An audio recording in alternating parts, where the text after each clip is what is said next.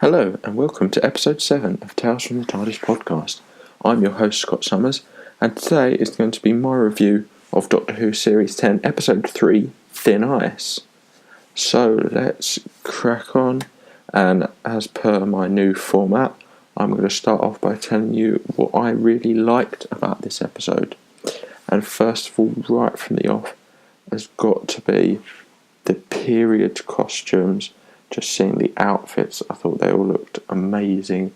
It's something Doctor Who, and especially the whole of the BBC, can do, is they do all their nice period dramas, and then when Doctor Who goes back into the past, it just looks absolutely amazing, which leads on to my next point, is just the visuals as a whole. Like the last week, we had these amazing sets, which were a combination of real and, added to. And here, the visuals of sort of the 1800s just had the look and feel of it, and it was all perfect. And also the visuals in terms of with the lights underneath the ice, with those fish, and also the way that the ice would then sort of reform after someone fell through it. Just thought it was absolutely amazing. And what is still probably my favourite moment of the episode is the Doctor punching Lord Sutcliffe in the face after he is incredibly racist to Bill. Just almost didn't see it coming for me, and then once I saw it, it was just obvious, and it was just that there was a set-up from the Doctor as he was, trying to tell Bill that he was going to, maybe use a bit of charm, just talk very calmly, and then within 30 seconds punches him in the face. I had my hand in the air, I was cheering, it was just absolutely amazing. And now, while this episode didn't have too many real standout amazing moments for me, it also didn't have too many sort of really low points. Most of the points of what I didn't quite like with the episode are quite nitpicky, really. I mean, first for me is when I know it's used to advance the plot and introduce the kids, but when the Sonic gets taken, I mentioned this on my commentary, it seems to be the only time we've ever seen the Sonic screwdriver in that particular pocket of the Doctor's, sort of whether it was the trouser side pocket or an outside jacket pocket. It really just seemed too obvious that it was going to get taken, the way it was almost presented, almost as someone would present a gun that they've sort of got on their side. I mean, I realise it was to advance the plot and to introduce the kids, and it is nitpicky, as I've said. Another nitpick for me was when the Doctor and Bill do go below the ice. I think I mentioned both of these on my commentary as well, how the Bill is incredibly lucky when she throws the lamp and it hits the Doctor, allowing him to see her, and then it doesn't really seem that there is any room for the Doctor to get below the ice when he does manage to go through that hole. And one thing which I suppose I didn't like about the episode, but I wasn't supposed to like, would be Lord Sutcliffe.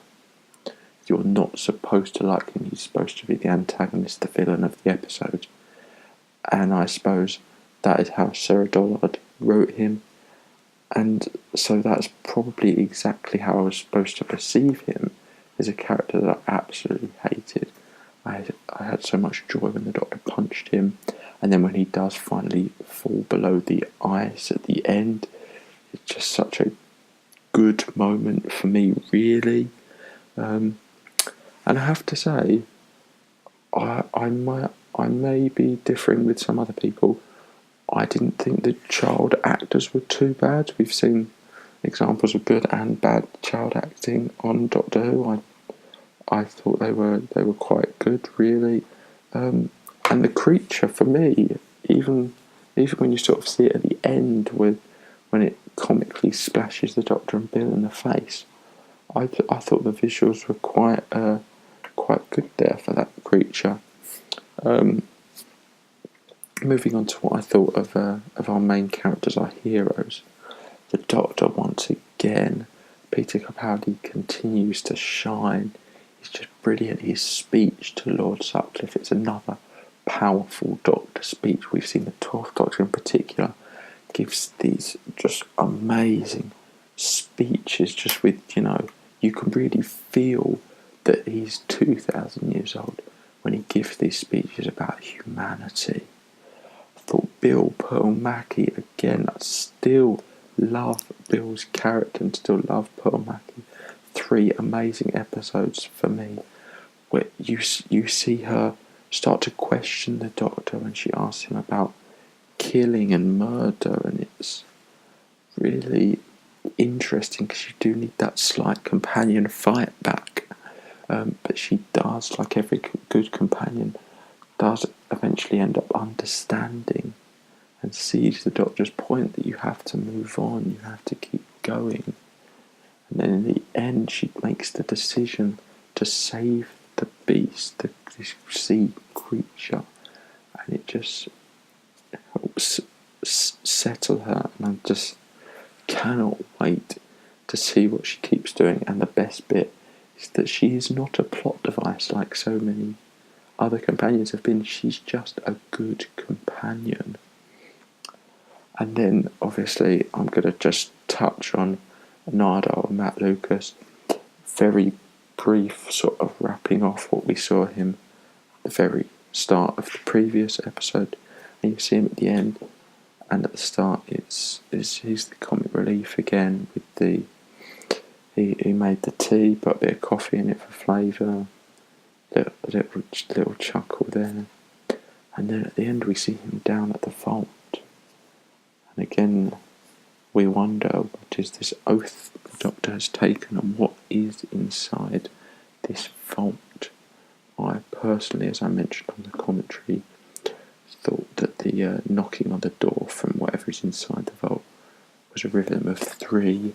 I've heard some people say they thought it was a rhythm of 4, obviously trying to put 2 and 2 together, and seeing John Sim in a trailer for this series and thinking, how good would it be to have him inside the vault? I'm not going to speculate at this moment what I think is inside the vault. I don't think I really need to. And then now just a quick little reference check. As we know, this series of Doctor Who has had a few little references and callbacks, some intentional, some maybe not. I personally thought that with Bill deciding to save the Beast, it seemed a bit of a callback to the Beast Below, and Amy choosing to save the Star. Well, I saw that link there. Obviously, we had a much stronger link with the Doctor saying he's been to the Frost Fair before. Obviously, River's song in A Good Man Goes to War said that the Doctor, the 11th Doctor as it was at the time, took her to that same Frost Fair for her birthday, and they were serenaded by Stevie Wonder. Very wonder if they were both there the same day, how close they may have come to meeting, how close the Doctor may have come to meeting himself, possibly. I also got a bit of a Empty Child Doctor Dances vibe from the sort of group of children. I saw a sort of a comparison between Kitty in this episode and Nancy from the Empty Child, the way she's the oldest and sort of cares for these few little children. Potentially those the 3 youngest were the names possibly inspired by previous Doctor Who companions, where we had Perry, Harry and Dot. Could have been Perry, companion to 5th and 6th Doctor, Harry of course 4th Doctor companion, and Dot could have been in relation to Dorothy Ace McShane, 7th Doctor companion, or Dorothy, also known as Dodo, 1st Doctor companion. jumping back into the Ace comparison there, Thin Ice, as I mentioned in my commentary, was originally going to be a story in season 27 of Doctor Who, which was the year after it got cancelled, technically, in the classic series, and would have seen the Ice Warriors come up against the Seventh Doctor and Ace in what at that point was planned to be Ace's leaving story. I have since been told it was the idea was used for one of Big Finish's Lost Stories range in 2011. So if you're interested in that, you're probably going to check that out. I'd say if you're interested in hearing more Doctor Who, maybe once this series has come to an end, Big Finish, a big recommendation from me. I might even be giving a short little mini review of some of the Big Finish stories I've listened to once this series does come to a close. And one last nice little reference. For me, the Doctor being called Dr. Disco again, as we saw the psychic paper. Lovely little two references in one there. Obviously, Dr. Disco, he used that in Zygon Invasion from a couple of years ago. And the psychic paper, always good, introduced in the new series with Christopher Eccleston, but always good to see the psychic paper back for me. And that's all the references. That's everything I wanted to cover in my review. So now I come to my rating of the episode. I would give this an 8 out of 10, on par the rating with episode 1. Both, I would say, slightly better than episode 2, just ever so marginally. Another good episode. It wasn't, it didn't blow me away. It wasn't outstanding. It's just been 3 very good episodes so far.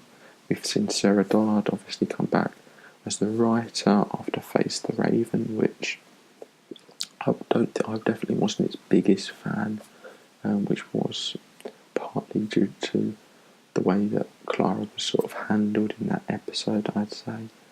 And directed by Bill Anderson, who is coming back to direct another story. I'm not sure which one it is. He will be directing another episode from this series.